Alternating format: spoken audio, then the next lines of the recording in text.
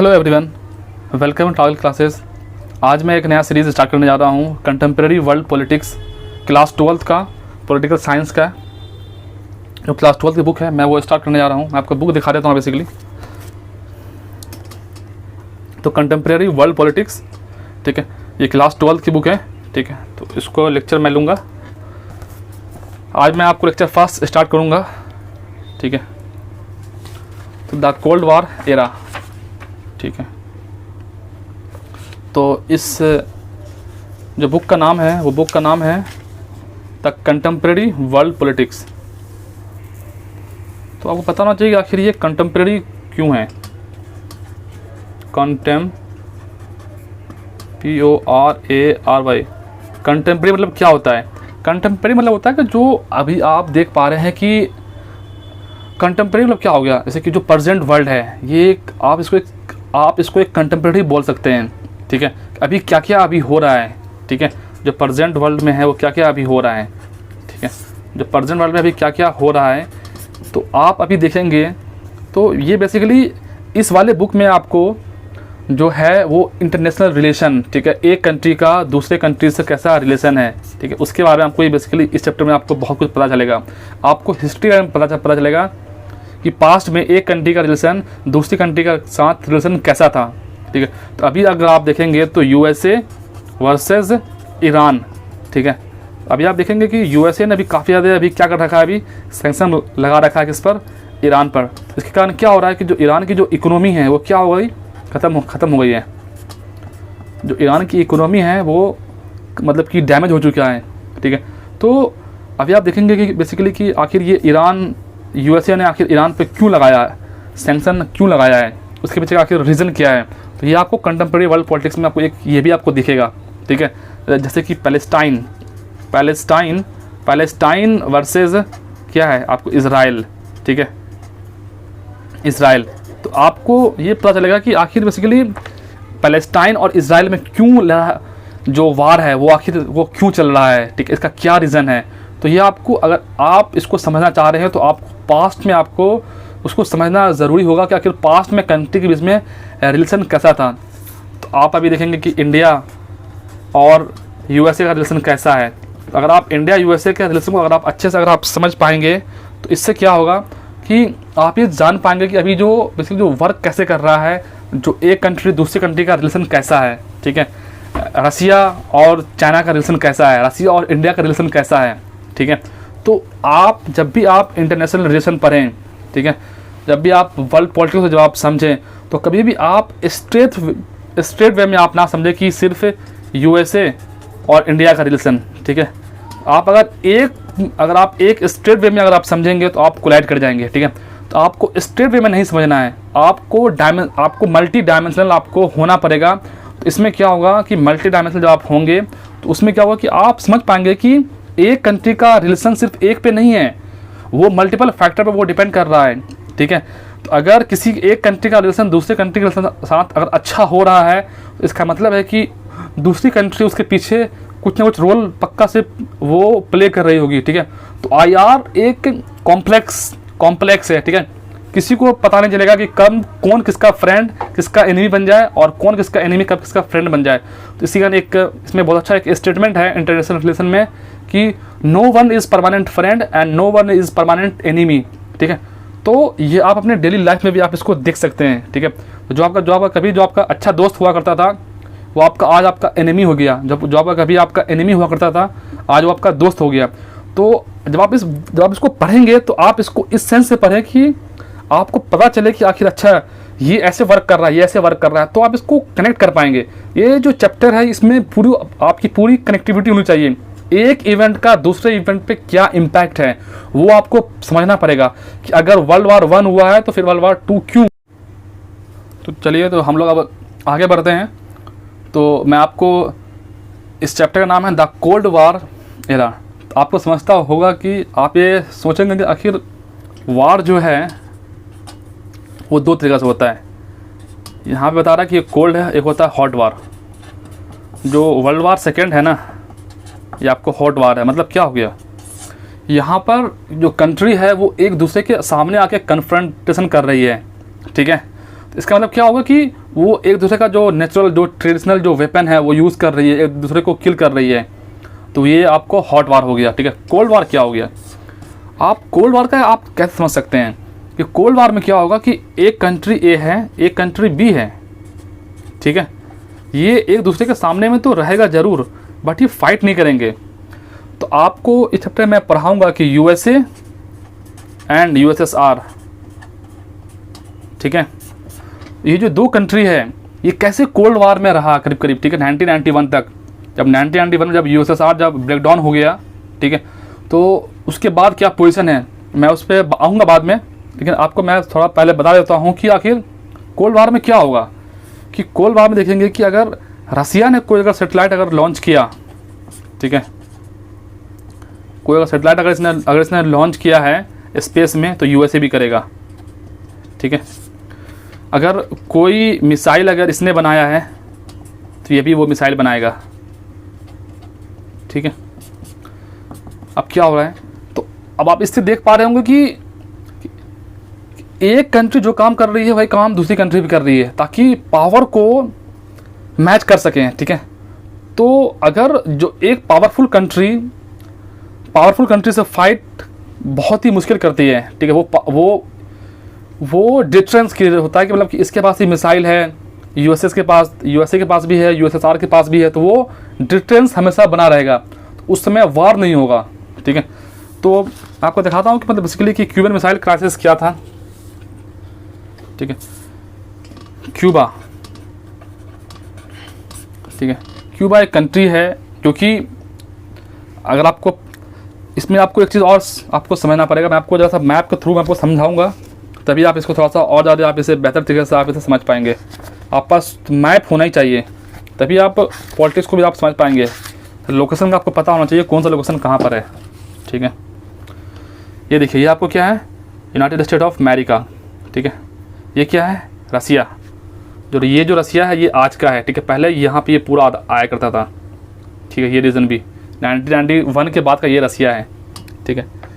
तो अब मैं आपको दिखाता हूँ क्यूबा कहाँ पर है। क्यूबा, ये देखिए आपको गल्फ ऑफ मैक्सिको है, ठीक है। तो ये बहामास है, ठीक है। यहाँ पर ये है क्यूबा, ठीक है, ठीक है। तो ये क्यूबा, ठीक है। तो आपको दिख रहा होगा मैप में, ठीक है। तो क्यूबा जो है वो यूएसए के जस्ट नीचे है, ठीक है। वो यहाँ पर है, क्यूबा है, ठीक है। तो अगर क्यूबा अगर यहाँ पर है तो इसका मतलब क्या हो गया कि क्यूबा, यूएसए, रसिया। तो मैं आपको बोला हूँ कि इंटरनेशनल रिलेशन में आपको प्लेयर को समझना पड़ेगा, कौन प्लेयर कैसे गेम खेल रहा है, ठीक है। तो अब आप देखिए, मैं आपको बताता हूँ फिर से कि क्यूबा मिसाइल क्राइसिस क्या था। आप इस लोकेशन को आप याद रखिएगा कि यूएसए के नीचे क्या है, क्यूबा है, और यूएसएसआर यहाँ पर है। ये वर्ल्ड तो हालांकि एक राउंड है, ठीक है। अब देखिए अब क्या होगा, मैप में आपने देखा कि ये यूएसए है और यहाँ एक पिद्दी सा क्या है, क्यूबा है, ठीक है। आइलैंड छोटा सा है, कंट्री है, और ये क्या है, यूएसएसआर है, ठीक है। ये यूएसएसआर है, ठीक है। तो इसका फुल फॉर्म क्या है, union of Soviet socialist republics, ठीक है। और यहाँ पर क्या है, यूएसए है, ठीक है। तो ये दोनों कंट्री अब कैसे वार करेगा एक दूसरे से, उसको समझने से पहले मैं आपको एक छोटा सा चीज़ आपको और पहले समझाना चाहता हूँ कि वर्ल्ड वार सेकेंड आपको थोड़ा सा समझा देता हूँ कि वर्ल्ड वार सेकेंड अगर आप समझ जाएंगे तो आप इजीली थोड़ा सा याद उसे रख पाएंगे। तो वर्ल्ड वार सेकेंड में क्या हुआ, तो आपको डेट पता होना चाहिए कि वर्ल्ड वार फर्स्ट जो है ये आपको 1914 से 1919 तक, ठीक है, चलता है। हालांकि ये नवंबर 1918 तक था, तो बट इसको 1919 में हम लोग कंसिडर कर लेते हैं, तो अप्रॉक्स 5 ईयर, ठीक है। तो हमें यहाँ पर समझना है वर्ल्ड वार सेकेंड ये कब से कब तक था, ठीक है। तो वर्ल्ड वार सेकेंड में 2 प्लेयर था, मतलब कि 2 पावर थी, एक था एलाइड फोर्स और एक क्या था, एक्सिस पावर। जो एलाइड फोर्स में था इसमें कौन थे, यूएसए, इसमें कौन थे, सोवियत यूनियन मतलब कि यूएसएसआर, इसमें कौन थे और ब्रिटेन, और कौन थे इसमें फ्रांस, ठीक है। आप देखिए, और एक्सिस पावर में कौन है, जर्मनी। जर्मनी सुनते ही आपका नाम दिमाग में क्या ध्यान आता होगा, हिटलर। Italy, Japan. आप देखिए, अब आपको ये समझना पड़ेगा यहाँ पर एक और पॉलिटिक्स। आपको अगर लिंकेज है इस बुक में तो बहुत ही अच्छे से आप इस बुक को आप इसको समझ जाएंगे और आपको मार्क्स बहुत अच्छे आ सकते हैं, ठीक है। तो अगर आप देखेंगे तो एलाइड फोर्सेस में क्या है, यूएसए है, रसिया है, ब्रिटेन है, फ्रांस है, और एक्सिस पावर में जर्मनी, इटली और जापान। अब वर्ल्ड वार सेकंड कब से स्टार्ट हुआ है, 1939 से लेकर के 1945 तक रहता है बेसिकली, ठीक है। अगर आप इसे देखेंगे तो क्या हुआ कि वर्ल्ड वार सेकंड में जो ब्रिटेन और फ्रांस पहले वार लड़ रहे थे, किससे, जर्मनी से, ठीक है, और इटली से, ठीक है। तो आप देखेंगे कि ये जो कंट्री ये यूरोपियन कंट्री है, ठीक है। ये जापान जो है ये बाहर में है, ये नियरर नहीं है, इसके अगल बगल में इसके नहीं है, ठीक है। तो मैं आपको अगर यूरोप में अगर आप देखेंगे तो ब्रिटेन, फ्रांस, जर्मनी, इटली सब एक ही बगल बगल में है, ठीक है। लेकिन जो जापान है ये आपको एशियन कंट्री है, जो यूएसए है ये आपको नॉर्थ अमेरिकन में है, ठीक है। और जो यूएसएसआर ये तो बिल्कुल दूर है, हालांकि ये टच में करता है लेकिन ये ईस्टर्न है। और ये सब जो मोस्टली है ये आपको वेस्टर्न, अगर आप ये यूरोप माने तो ये वेस्ट के है मोस्टली ये सब कंट्री, ठीक है। तो अब इनका इन सबसे वार हुआ तो क्या हुआ कि जापान इस वार को बेसिकली अंत तक इसने फाइट किया, ठीक है।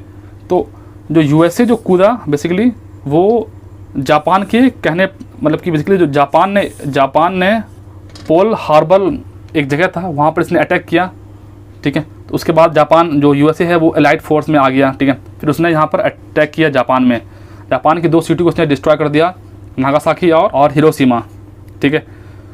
तो एक का नाम था लिटिल बॉय और एक का नाम था फैटमैन। अब क्या हुआ कि अब ये यूएसएसआर इस वार में कैसे आया, तो वो जर्मनी ने जब इस पर अटैक किया यूएसएसआर पर, तो यूएसएसआर भी आ गया और इन सब ने मिलकर के क्या किया कि इसको हरा दिया, एक्सिस पावर को, ठीक है। तो अब क्या हुआ कि जो यूएसए था उसे पता था कि जापान अब सरेंडर कर देगा, लेकिन फिर भी उसने अटैक कर दिया किस पे, जापान पर, ठीक है, बॉम्ब गिराया, ठीक है। तो अब आपको समझना पड़ेगा कि यहाँ पर जब ये 1947 में जब इसकी एलाइड फोर्सेस जब यहाँ पर विनिंग हुई तो उस समय तक आप देख पा रहे होंगे कि ब्रिटेन और फ्रांस ऑलरेडी वीक हो चुके थे। क्यों? क्योंकि जो इसकी कॉलोनीज थी, ठीक है, जहाँ पर ये रूल करते थे, जैसे कि आप अगर इंडिया देखेंगे तो यहाँ पर भी क्या हो रहा था, क्विट इंडिया मूवमेंट चल रहा था। तो हमने 1947 में हमने अपने आप को इंडिपेंडेंस पा लिया, ठीक है। तो मोस्टली कंट्री जैसे कि जो अफ्रीकन कंट्री थी, ठीक है, उन्होंने भी इनको मतलब वो भी इंडिपेंडेंट वो भी ले चुके थे। मैं आपको मैप दिखाता हूँ ताकि आप मैप में आप इसलिए आप रिलेट कर पाएंगे, ठीक है। ये लोग जो थे, जो फ्रांस, यूरोप, ब्रिटेन, ये सब क्या कर रहे थे, ये सब तो मोस्टली जो उनकी कॉलोनीज थी जैसे कि अफ्रीका, ठीक है, तो ये सब आप धीरे धीरे अपने आप को इंडिपेंडेंट करते रहे थे। जो इनका रिसोर्सेज जो आ रहा था वहाँ से, अब वो रिसोर्सेज आना इनका बंद हो गया। जब आप इकोनॉमिकली जब आप वीक होंगे तो क्या होगा, दिक्कत बहुत होगा, ठीक है। ये अफ्रीकन कंट्रीज़ हैं, तो इन सब में बहुत सारी कॉलोनीज थी, फ्रेंच का, ठीक है, और ब्रिटेन का, जो कि अब इंडिपेंडेंट अपने आप को घोषित कर तक अपने आप को वो इंडिपेंडेंट पा रहे हैं, ठीक है। तो अब इनका क्या होगा, अब ये इकोनॉमिकली अब ये वीक होना चालू हो जाएंगे, ठीक है। अब ये क्या होंगे, इकोनॉमिकली अब ये वीक होंगे तो इनकी पावर ख़त्म हो जाएगी, ठीक है। जर्मनी और इटली तो ऑलरेडी ख़त्म है, ठीक है। क्यों?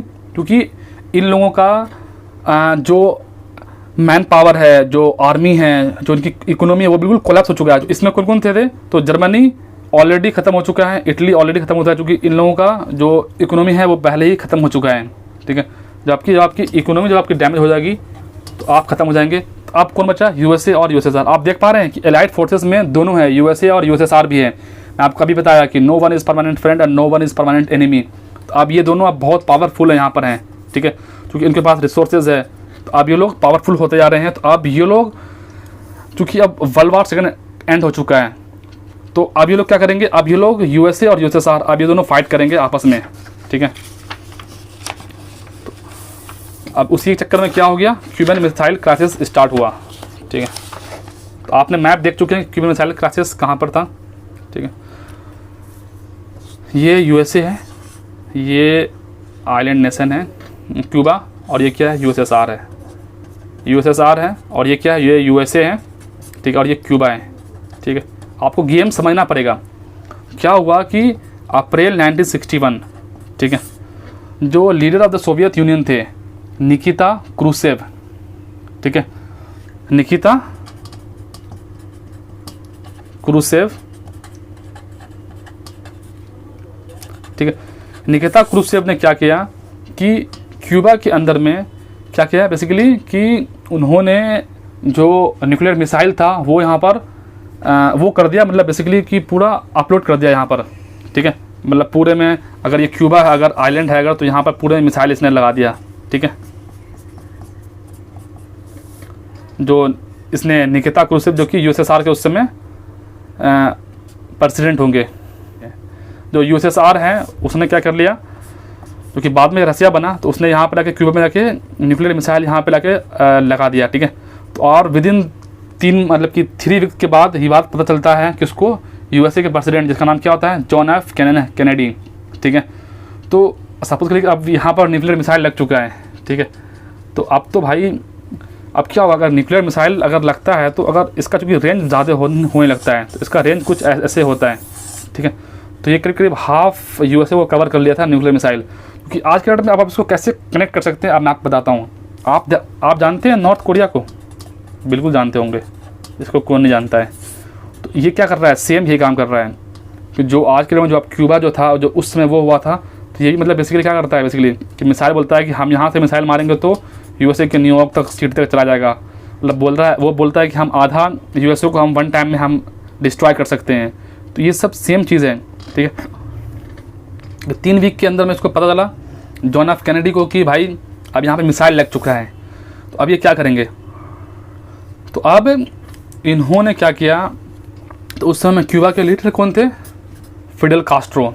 आपको मैप दिख रहा होगा, उनका इमेज दिख रहा होगा फिडेल कास्ट्रो का। ठीक है, इनका 2019 में या 20 में इनका शायद डेथ हो गया था। ठीक है, तो आपको देख पा रहे होंगे बेसिकली कि अब जो जॉन एफ कैनेडी है अब वो परेशान है भाई कि आखिर यहाँ से अब इसको इनको हटाना है मिसाइल को। तो अब उन्होंने क्या किया, उन्होंने एक बेसिकली बोला कि अगर क्यूबा की ओर कोई भी शिप अगर यूएसएसआर की ओर से आता हुआ दिखा, ठीक है, कोई भी शिप अगर यूएसएसआर की ओर आता हुआ दिखा इधर, तो हम समझ लेंगे कि ये हमारी ओर एक वार है। ठीक है, तो ये एक चीज़ बेसिकली बुना गया और मतलब बताया गया।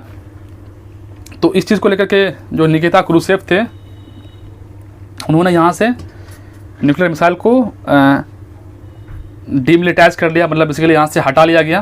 तो उसके बाद जो ये जो एक वार लाइक जो सिचुएशन जो क्रिएट हो रही थी 1961 में, तो ये कहा जा सकता था कि वर्ल्ड वार III यहाँ पे हो सकता था। जो कोल्ड वार है ये एक बार फिर से ये हॉट वार में मतलब बन सकता था, बट लेकिन ये निकिता क्रूसेव के वजह से और जॉन एफ कैनेडी के वजह से आप बोल सकते हैं कि वो उस जो कोल्ड वार है वो हॉट वार में तब्दील नहीं हुआ। ठीक है, तो जब मैं आपको इंटरनेशनल रिलेशन में जब मैं आपको थ्योरी पढ़ाऊंगा तो मैं उसमें बताऊंगा, ठीक है, कि किस थ्योरी की वजह से ये सब वर्क नहीं। हालांकि अभी ये 12th है तो उसमें मैं ज़्यादा उतना नहीं बता पाऊँगा। ठीक है, तो इसमें उतना पढ़ने का हमें ज़रूरत भी नहीं है, जब आगे आपको पढ़ाऊँगा तो बताऊँगा। ठीक है, तो ये था आपका क्यूबन मिसाइल क्राइसिस, जो कि at the end of the day ये मिसाइल क्राइसिस नहीं हुआ। ठीक है, आपको याद रखना है कि जो फिडेल कास्ट्रो थे इसके क्यूबा के उस समय कम्युनिस्ट लीडर थे वहाँ के। ठीक है, ये था क्यूबन मिसाइल क्राइसिस। तो अब हम एक नया टॉपिक में जाते हैं, व्हाट इज़ कोल्ड वार। आपको बता दिया हूँ कोल्ड वार क्या है, कि हॉट वार के बाद जो कंट्री थी बेसिकली वो डायरेक्ट अब वो वार नहीं कर रही है, अब वो एक दूसरे से बेसिकली आइडियोलॉजिकली मतलब वार नहीं कर पा रहा है। तो कोल्ड वार में ज़्यादा कुछ भी नहीं हुआ। जो कोल्ड वार 1991 तक रहा। ठीक है, 1945 में जबकि वर्ल्ड वार II जब ख़त्म हुआ 1991 तक कोल्ड वार रहा बेसिकली। ठीक है, ऑलरेडी मैं बता रहा हूँ कि बेसिकली वो क्या है कि मतलब कि कंट्रीज डायरेक्ट वार नहीं कर रही है। ठीक है, वो सिर्फ एक वो डिस्टेंस क्रिएट हो रहा है वहाँ पर। ठीक है, इसी में एक टॉपिक है logic of deterrence. Logic of deterrence क्या होता है? लॉजिक ऑफ डिटरेंस, तो लॉजिक ऑफ डिटरेंस में क्या होगा कि एक कंट्री ये है, ए है और बी है, तो इसके पास भी न्यूक्लियर वेपन है, इसके पास भी न्यूक्लियर वेपन है, ठीक है। इसके पास भी सैटेलाइट है, इसके पास भी सैटेलाइट है, इसके पास ये मिलिट्री पावर है, इसके पास ये मिलिट्री पावर है। तो अब ये दोनों क्या करेगा कि बेसिकली ये दोनों आपस में कभी भी झगड़ा नहीं कर सकते हैं, ठीक है। तो ये लॉजिक ऑफ डिटरेंस है, ठीक है, कि भाई जितना पावर इसके पास उतना पावर इसके पास ही है, ठीक है। तो ये एक डिटरेंस क्रिएट करता है। तो डिटरेंस जो है वो वार में तब्दील नहीं होता है, ठीक है। तो ये सब आप लॉजिक ऑफ डिटरेंस में ये सब चीज़ आता है, ठीक है। सैटेलाइट है, मिलिट्री है, न्यूक्लियर वेपन है, तो ये आपको लॉजिक ऑफ डिटरेंस में आपको बेसिकली आपको देखने को मिलेगा, ठीक है। तो अब क्या है, जैसे कि आप अगर एक चीज़ आप और देख पा रहे होंगे कि अगर ये लॉजिक ऑफ डिटरेंस अगर वर्क नहीं किया, ठीक है, जैसे कि कोल्ड वॉर में क्या था कि जो दोनों जो सुपर पावर थी उस समय, जो दोनों जो सुपर पावर था, तो वो रेशनल बिहेवियर कर रहे थे। मतलब क्या हो गया रेशनल, मतलब क्या हो गया बेसिकली कि मतलब दो कंट्री जो है आपस में वो एक दूसरे पे वो मतलब कि कोई मिसाइल नहीं दाग रहा था, ठीक है, उस सेंस में, ठीक है। और जो भी मतलब कि जो उनका बिहेवियर था, जो वो रिस्पॉन्सिबल एक्टर थे, क्या थे, रिस्पॉन्सिबल एक्टर, मतलब वो रिस्पॉन्सिबिलिटी के हिसाब से वो वर्क कर रहे थे, ठीक है, जो दोनों कोल्ड वार पावर था, ठीक है। तो ये था बेसिकली कोल्ड वार एरा में, ठीक है। तो मैं आपको इसमें ऑलरेडी मैं आपको बता दिया हूँ कि लॉजिक ऑफ डिटरेंस आपको बता दिया, सुपर पावर का कंसेप्ट बता दिया कि मतलब वो मिलिट्री कैसे वर्क कर रहा है, ठीक है। तो और अब मैं आपको जा रहा हूँ थर्ड टॉपिक पे, the emergence of the two power blocks.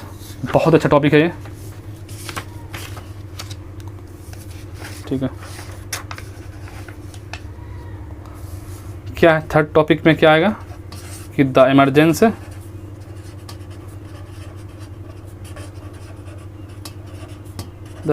Of two power blocks. Blocks क्या होता है? दो पावर ही अब बच रहा है, मतलब इस समय 1960 के आसपास में, ठीक है। तो एक आप देख पा रहे होंगे कि एक यूएसए है, एक ये पावर है और एक यूएसएसआर है, ठीक है। आखिर ये यूएसए और यूएसएसआर अलग क्यों हैं, दोनों साथ में क्यों नहीं रहे? तो इसके पीछे आपको बता रहा हूँ कि इनका जो आखिर दो पावर आखिर ये बना क्यों, इसके वजह आपने कभी सोचा है कि आखिर दो पावर क्यों बने? मैं आपको बता रहा हूँ उसका रीज़न। जो आइडियोलॉजी है दोनों कंट्री की, वो कैसे डिफरेंट है। आप अगर देखेंगे तो जो यूएसए है ये किस पे फॉलो चलता है, कैपिटलिज्म पर, ठीक है। ये किस चीज़ को फॉलो करता है, कैपिटलिज्म, ये सोशलिज्म, ठीक है। तो आपको एक चीज़ समझना पड़ेगा कि आखिर यूएसए का मानना था कि भाई जिसके पास जितनी कैपेसिटी है वो उतने कैपेसिटी को वो हार्नेस करके वो अपने आप को उतना स्ट्रॉन्ग बना सकता है, ठीक है। तो कैपिटलिज्म में क्या होगा, भाई जिसके पास जितना जो रिच है वो उसमें अगर कोई पुअर है तो उसमें वो पुअर की गलती है, ठीक है। आखिर वो पुअर क्यों रह गया, ठीक है। जो कैपिटलिज्म बेसिकली ये है, मतलब कि आप इसमें क्या होगा, कैपिटलिज्म में क्या होगा कि जो गवर्नमेंट का जो इंटरवेंशन है वो बहुत कम होगा, ठीक है। जो भी करेगा वो कौन करेगा, बिजनेसमैन करेगा। सपोज करें कि आपको इंडस्ट्री ओपन करना है, तो इंडस्ट्री आपको कौन ओपन करेगा, इंडस्ट्री आपको ओपन करना है, यस। अब कोई बिजनेसमैन इंडस्ट्री ओपन कर लेगा अकॉर्डिंग टू हिज नीड, ठीक है। अगर आपको सपोज करिए कि आपको और क्या करना है, आपको कोई प्लांट कहीं पे लगाना है, ठीक है, इंडस्ट्री हो कुछ भी हो, तो कैपिटलिज्म बेसिकली प्रॉफिट पे चलता है। किस पे चलता है, या आप याद रखेंगे तो कैपिटलिज्म है ये प्रॉफिट पर। सोशलिज्म में ऐसा नहीं हो सकता। तो सोशलिज्म में क्या होगा कि भाई मुझे क्या चाहिए कि हर एक पर्सन को अकॉर्डिंग टू नीड, क्या होगा, अकॉर्डिंग टू नीड है। यहाँ पर आपको जितना ज़रूरत है आप उतना, अगर आपको 4 रोटी की ज़रूरत है तो आप 4 रोटी खाएं, किसी छोटे को 2 रोटी की ज़रूरत है तो वो 2 रोटी खाएगा। यहाँ पर क्या है भैया, अगर आपको 1 रोटी की ज़रूरत है तो अगर आपके पास कैपेसिटी है 10 रोटी हासिल करने का तो यू कैन डू इट, ठीक। आप उसको कर सकते हो कि भाई आप 10 रोटी आप उसको इकट्ठा कर सकते हो, ठीक है। तो इस आइडियोलॉजी में क्या होगा कि जो मनी है वो मतलब कि इकट्ठा होगा, कलेक्शन होगा, ठीक। आपको लग रहा होगा कि ये कितना कितना अच्छा चीज़ है ना, कि मतलब एक तरीका मतलब कि जिसके पास जो जितना पावर है उतना ज़्यादा पावर हो जाएगा, ठीक है। तो यहाँ पे गरीब गरीब रह जाएगा, अमीर अमीर हो जाएगा। लेकिन इन रियलिटी कैपिटलिज्म जो लेटर में है, जो लिखा हुआ वो कुछ और होता है, और जो प्रैक्टिकल है वो कुछ और होता है, ठीक है। अब तो ये लोग वेलफेयर की ओर भी जा रहे हैं धीरे धीरे। तो सोशलिज्म में क्या है कि भाई अकॉर्डिंग टू नीड, अब आपको इंडस्ट्री खोलना है तो अब यहाँ पर क्या है भाई, इंडस्ट्री सपोज करिए कि आपको सपोज करिए कि आप चाह रहे हैं कि मैं यहाँ पर एक कॉटन इंडस्ट्री खोलूँ, किसका, कपड़े का, ठीक है, कपड़े का। या फिर आप आप कॉटन इंडस्ट्री से आप क्या करेंगे, आप कपड़ा बनाएंगे, ठीक है। लेकिन सपोज करिए इस कंट्री में किस चीज़ का नीड है भाई, कंट्री में नीड है भाई सपोज करिए कि बिस्किट का, किसका। तो आप कपड़ा जो कॉटन का जो क्लॉथ कपड़ा है वो आप नहीं बना सकते, क्यों, क्योंकि यहाँ पर जो कंट्रोल है वो डायरेक्ट किसका है, गवर्नमेंट का कंट्रोल है यहाँ पर, ठीक है। जो यहाँ पर जो रूलर है वो आपको बोलेगा भाई आपको ये करना है, आपको बिस्किट का कंपनी खोलना है, आप कॉटन का कपड़ा का आप जो इंडस्ट्री है वो आप ओपन नहीं कर सकते हो, ठीक है। यहाँ पे बोला जाता है कि भाई जो आप जैसे कि जो वर्क करेगा वो सबको काम मिलना चाहिए, ठीक है। तो ये इन सब पे काम होना चाहिए, ठीक है। तो इन रियलिटी ये दोनों चीज़ पॉसिबल नहीं है, ये आपको ही पता है, ये आप इसको समझ पा रहे होंगे कि इन रियलिटी कभी भी एक्सट्रीम कंडीशन कभी भी वर्क नहीं करता है, ठीक है। तो कैपिटलिज्म है ये भी वर्क नहीं कर सकता, और सोशलिज्म जो है एक्सट्रीम ये भी वर्क नहीं कर सकता। तो आपको पता चलेगा कि जो इंडिया है ना, इंडिया ये हम लोग मिक्स करते हैं, क्या है, मिक्सड, हम लोग मिक्सड इकोनॉमी है ना, हम लोग कैपिटलिज्म को फॉलो करते हैं ना सोशलिज्म को, हम लोग मिक्स करते हैं, ठीक है। इसका मतलब कि हम भैया कुछ कैपिटलिज्म से भी ले लेंगे, कुछ सोशलिज्म से ले लेंगे। आपको एग्जांपल लेता हूँ कि सोशलिज्म का एग्जांपल क्या से आप, हालांकि वो एक्सट्रीम सोशलिज्म नहीं है, इसको बोलते हैं फैबियन सोशलिज्म, ठीक है। सोशलिज्म में क्या है, जैसे कि आप अगर एम्स देख रहे हैं, ठीक है, तो क्या ये गवर्नमेंट हॉस्पिटल है, यहाँ पर कोई भी आके अपना इलाज करा सकता है, यहाँ पर बहुत पैसे बहुत कम लगते हैं, ठीक है। आप अगर जैसे कि आप देखेंगे जो अभी जो कोरोना का टाइम चल रहा है, ठीक है, तो यहाँ पर क्या हो रहा है, जो गवर्नमेंट है वो स्पेंड कर रही है पैसा किस पे, हॉस्पिटल पर, ठीक है। तो ये सब क्या है, ये एक सोशलिज्म एक वेलफेयर है, ठीक है।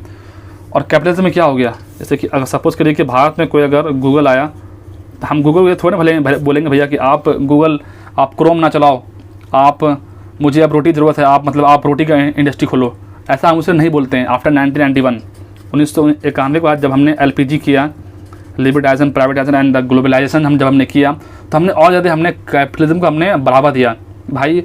और जो हमने जो पहले जो इंस्पेक्टर राज था, इंस्पेक्टर राज, इसको हमने ख़त्म कर दिया, इसको क्या, इंस्पेक्टर राज को हमने ख़त्म कर दिया, ठीक है। तो हमने क्या फॉलो किया, मिक्स्ड इकोनॉमी की, भाई हम दोनों लेके चलेंगे, हम सोशलिज्म से भी ले लेंगे और हम कैपिटलिज्म से ले लेंगे, जो उसका मिक्स होगा वही हम करेंगे। तो आप देखेंगे कि जब मैं आपको पढ़ाऊँगा तो USA जो है ये आप देखेंगे तो ये इसने अपना नेटो बना लिया, USSR जो है वार्सो बना लिया, ठीक है, वार्सो पैक्ट बनाया, ठीक है। और जो इंडिया ने क्या बनाया, इंडिया, इजिप्ट, ठीक है। तो ये 5 कंट्री था जो कि अपने आप को एक नाम बना लिया, क्या बना लिया, नेम, ठीक है, नॉन अलाइनमेंट मूवमेंट, ठीक है। तो मैं आपको बताऊंगा कि आखिर मतलब कि हमें डिफरेंट क्यों रहे इन लोगों से। तो द इमर्जेंस ऑफ 2 ब्लॉक्स में क्या हो गया, तो ये भाई यही था बेसिकली। तो अब इनकी आइडियोलॉजी डिफरेंट थी। अब आप ये समझ गए कि मतलब ये कैसे मतलब अलग कैसे थे, ठीक है। तो ये आइडियोलॉजी में बेसिकली ये कैपिटलिज्म था, ये सोशलिज्म था, ये प्रॉफिट मोटिव से काम करता था और ये वेलफेयर के मोटिव से, ठीक है। यहाँ पर industry according to your will होगा, यहाँ पर industry according to the advice by the government होगा, ठीक है। यहाँ पर क्या हो भाई, आप पास अगर आपका जितनी कैपेसिटी है आप उतना चीज़ों का आप उसको हार्डनेस कर सकते हो। यहाँ पर क्या है, नहीं, आप पास कैपेसिटी कुछ भी हो लेकिन आपको मिलेगा उतना ही, ठीक है। तो हमने क्या इंडिया ने क्या किया, इंडिया ने मिक्स ले लिया। तो हम भाई दोनों करेंगे, जो सोशलिज्म का एम्स है, जैसे कि अभी हम क्या कर रहे हैं, डॉक्टरों का भी हम स्पेंड कर रहे हैं, जैसे कि, ठीक है। तो आप क्या, जैसे कि एम्स हो गया, आप इसमें बहुत सारा आप एग्जाम्पल ले सकते हैं, जैसे कि मिड डे मील स्कीम है, क्या है, मिड डे मील स्कीम है। और मैं आपको क्या बताऊँ, और भी आपको मैं बता सकता हूँ बेसिकली जो मिड डे मील स्कीम है ये आपको क्या, ये एक वेलफेयर ही तो है, मिड डे मील है, गवर्नमेंट स्कूल है, ठीक है, जो यहाँ पे जो पैसे खर्च हो रहे हैं, हालांकि हम लोग टैक्स देते हैं वो एक अलग सी बात है, बट लेकिन ये सब यहाँ भी तो हो रहा है ना, विदाउट फी यहाँ पे बच्चे पढ़ते हैं, ठीक है। तो आप देख पा रहे हो कि हमने किस तरीके से हमने अपने आप को अडॉप्ट किया, ठीक है। The emergence of 2 power blocks में अब हम आगे पढ़ेंगे कि कैसे कैसे ये सब वर्क कर रहा है। ये था बेसिक, ठीक है, ये आपको बेसिक पता होना चाहिए, ठीक है। तो अब इमरजेंसी ऑफ 2 पावर में क्या कर दिया, 2 पावर हैं, ठीक है। एक पावर है यूएसए, एक पावर है यूएसएसआर, ठीक है। तो अब यूएसए ने क्या कर दिया, अपना नेटो बना लिया। क्या बनाया यूएसएसआर ने, तो यूएसए ने नेटो। तो नॉर्थ अटलांटिक ट्रीटी ऑर्गेनाइजेशन, क्या है, नॉर्थ अटलांटिक ट्रीटी ऑर्गेनाइजेशन। आप उसका फुल फॉर्म याद होना चाहिए, आपको इंटरव्यू में पूछ सकता है, ठीक है। तो ये कब बना, ये कब आया, 1949 में, ठीक है। इसके साथ उस समय कितनी कंट्री आई थी, 12 कंट्री आई थी, कितनी, 12 कंट्री आई थी। तो नेटो में क्या था बेसिकली कि ये ऐसा इसने रूल बनाया कि अगर इन 12 में से किसी एक कंट्री पे भी कोई कंट्री अगर यूएसएसआर अगर अटैक किया या फिर कोई और कंट्री इस पर अटैक किया, तो हम ऐसा मानेंगे कि उसने हम सब पे अटैक किया, ठीक है। जैसे कि स्कूल में सपोज करिए क्या होता है, एक क्लास है, वहाँ पर 30 बच्चे हैं, तो 15 एक गुट में, 15 एक गुट में बच गया, 15 एक गुट में, 15 एक गुट में। तो अब क्या होगा, तो अब इसने बोला भाई इसका एक हेड होगा और इसका एक हेड होगा, ठीक है। तो अब इसने एक ने बोला भाई कि इन 15 में से या फिर जो अब 15 में से जो 14 है, इसमें से किसी एक पर भी आप अगर इसने अटैक किया तो ये मान जाएगा कि हम सब पे अटैक किया गया। किस पे अटैक किया गया, हम सब पे। तो सेम ये भी ऐसे ही बोलेगा। तो ये यही था कि नेटो जो था ये बोला कि भाई 12 कंट्री मिलकर बनाया नेटो को, ठीक है। तो अब उसमें ये बताया कि अगर इसमें से किसी एक पे अटैक किया तो हम समझेंगे कि हम सब पे अटैक किया गया, ठीक है। तो ये सब अपने आप को अब क्या कर रहे हैं, अपने आप को अब एलाइड बढ़ा रहे हैं, अब अपने आप को क्या कर रहे हैं, इंक्रीज करते जा रहे हैं। तो अब आप भाई देखा देखी होता है, मैं आपको बताया जो यूएसए करेगा वो अब वो यूएसएसआर भी करेगा। तो इसने क्या लाया, वारसा पैक्ट लाया, ठीक है। कब लाया भाई, 1955 में लाया ये, ठीक है। ये प्रिंसिपल काउंटर था, ठीक है। जो जिस फंक्शन पे ये काम कर रहा था उसका जस्ट अपोजिट ये भी काम करेगा भाई, कि जो अगर तुम हमारे किसी कंट्री में से अगर तुम अटैक करोगे तो हम भी तुम्हारा पे अटैक करेंगे। तो अब मैं आपको बताता हूँ कि यूएस के साथ कौन था और यूएसएसआर के साथ कौन था। तो यूएसएसआर और यूएसए इन दोनों का हब अभी कहाँ पर है, अभी 1960 1917 में ये यूरोपियन कंट्रीज़ हैं, ठीक है। अगर यूरोपियन कंट्रीज़ है, ठीक है, तो ये हो गया नॉर्थ, साउथ, ईस्ट और वेस्ट, ठीक है। जो वेस्टर्न पार्ट है यूरोप का वो आपको यूएसए के साथ है। किसके साथ है, यूएसए के साथ। और जो ईस्टर्न पार्ट है ये किसके साथ है, ये यूएसएसआर के साथ है, ठीक है। आपको दिखाता हूँ मैप में। तो यूएसएसआर और इसमें बेसिकली आपको एक मैप आपको ऊपर दिख रहा होगा, ठीक है। तो उस मैप में आप देख पा रहे होंगे कि जो ईस्ट में कौन है, आपको यूरोप में जो है ये आपको यूएसएसआर के साथ है, और जो वेस्ट में है वो आपको यूएसए के साथ में है, ठीक है। तो ये था बेसिकली इसके अंदर क्या था, ये आपको 2 आपको इमरजेंसी पावर ब्लॉक था, ठीक है। तो अब आपको लग रहा होगा कि आखिर ये जो कंट्रीज़ है जैसे कि यूएसए है और यूएसएसआर है, आखिर ये जो छोटी कंट्रीज़ है जैसे कि जो ईस्टर्न साइड में है, ईस्टर्न यूरोपियन कंट्रीज़ है और जो वेस्टर्न यूरोपियन कंट्रीज़ है, वो इसको आखिर अपने साथ में ले क्यों रही है। तो इसमें छोटी कंट्री का क्या फ़ायदा है, बिल्कुल जो स्मॉल कंट्रीज़ है उसका क्या फ़ायदा है, जो स्मॉल कंट्रीज़ है उसका क्या फ़ायदा है। तो आप देखेंगे कि जैसे सपोज करिए कि कोई एक स्मॉल कंट्री में मान लो कि जो यूरोपियन यूनियन का है, यूरोपियन के अंदर में से सपोज करिए कि आप उसको मान लें एक फ्रांस, हालांकि उसमें बहुत बड़ी कंट्री थी, ठीक है। जैसे सपोज करिए कि आप मान लीजिए बेलारूस मान लीजिए, ठीक है। आप लेटविया मान लीजिए, ठीक है, एस्टोनिया मान लीजिए। इन सब का क्या फ़ायदा है, अगर यूएसएसआर के साथ अगर है तो इन सब का क्या फ़ायदा है। इनका फ़ायदा है बिल्कुल, अगर इसको मिलिट्री सपोर्ट मिले, क्या मिलेगा, मिलिट्री सपोर्ट मिलेगा इनसे, ठीक है। और क्या मिलेगा भाई, इनको इनकी इकोनॉमी को दौड़ाने के लिए इनसे क्या मिलेगा, मनी मिलेगा, पैसा मिलेगा, ठीक है। और क्या मिलेगा इनको, इनको आइडियोलॉजिकली इसको सपोर्ट करना मतलब मिलेगा, ठीक भाई, कि हम अगर कम्युनिस्ट फॉलो कर रहे हैं तुम भी कम्युनिस्ट फॉलो करो। तो इससे क्या होगा कि इससे कंट्री मतलब कि उसका मतलब रिलेशन अच्छा हो जाएगा, ठीक है। सेम यूएसए के साथ भी यही था, जो फ्रांस है, ठीक है, जो बेसिकली आपको जो जर्मनी है, ठीक है। तो ये सब बेसिकली जो ये भी कंट्री उसके साथ आ रही है यूएसए के साथ, तो स्मॉल कंट्री को तो ये फ़ायदा है। आखिर अब इनको क्या फ़ायदा है यूएसए और यूएसएसआर को? तो आपको दिखेगा कि बेसिकली सपोज करिए अगर कोई कंट्री अगर ये वेस्ट है और ये ईस्ट है, ये नॉर्थ है, ये साउथ है, ये यूरोपियन कंट्री, ये भी यूरोपियन कंट्रीज़ हैं, ठीक है। तो जो यहाँ का जो वाइटल रिसोर्सेज है क्या है, तो इनको क्या फ़ायदा होगा? लार्ज कंट्री को फ़ायदा होगा, लार्ज कंट्री को क्या फ़ायदा होगा? तो जो यूएसए को क्या फ़ायदा होगा और यूएसएसआर को क्या फ़ायदा होगा इनसे अलाइड करने का? अलायंस मतलब क्या होगा? वही हुआ कि मतलब 12 कंट्री का अलायंस बन गया, ठीक। इनको क्या फ़ायदा होगा बड़ी कंट्री को, कि जो वहाँ पर रिसोर्सेज है, वाइटल रिसोर्सेज हैं, ऑयल और मिनरल, वो इनके हाथ में आ जाएगा। क्या? वाइटल रिसोर्सेज, ठीक है। जैसे कि क्या है, आपको ऑयल हो गया, ठीक है, आपको मिनरल हो गया, ठीक है, ये इनके हाथ में पहुँच जाएगा। सेम वेद इसके साथ भी सेम ऐसे ही होगा, ठीक है। अब क्या होगा कि अब ये लोग क्या करते थे, आज की डेट में आप इसको देख पा रहे होंगे कि जो सपोज करिए कि मिलिट्री ट्रूप उतारना है, क्या करना है, मिलिट्री का आपको ट्रूप्स, ठीक है, आपको उतारना है, या आपको वहीं पर आपको मिलिट्री ट्रूप्स आपको रखना है, तो वो कंट्री को आप यूज़ कर सकते हैं, ठीक है। तो जैसे कि आज के प्रेजेंट में क्या होता है, जो यूएसए है वो बहुत सारी कंट्री को अपना मिलिट्री बेस बना चुका है, ठीक है। बहुत सारा आइलैंड को वो मिलिट्री बेस जहाँ पर उसकी खुद की मिलिट्री है। इंडियन ओशियन में भी ऐसा जगह है, ठीक है। तो अपना मिलिट्री ट्रूप्स को वहाँ पर बेसिकली वो लोग रखते हैं। तो उससे क्या होता है, ताकि वो वहाँ पर अपना वेपन रखते हैं, तो अगर कहीं भी अगर वार हो जाता है तो वो उससे ईजिली वो मैनेज कर पाते हैं, ठीक है। और क्या होगा, सपोज करिए उस कंट्री में अगर सपोज करिए अभी क्या हो रहा है, अभी नॉर्थ कोरिया को अभी चाइना अभी सपोर्ट कर रहा है, ठीक है। तो जो चाइना में जो सपोर्ट कर रहा है नॉर्थ कोरिया को, ठीक है, तो अब इससे क्या फ़ायदा है? तो अगर आप उस समय देखेंगे तो स्पाई वगैरह, जैसे कि जो जासूस वगैरह है, वो ईजिली अगर उस कंट्री में अगर है, दूसरी कंट्री में ईजिली उसको सेंड कर सकता है, ठीक है। तो ये स्पाई सिस्टम पे वर्क करता है बहुत सारा चीज़, तो मतलब कि अंदर की जानकारी पता कर सकता है, ठीक है। तो इकोनॉमिक सपोर्ट हो सकता है बिल्कुल ना, कि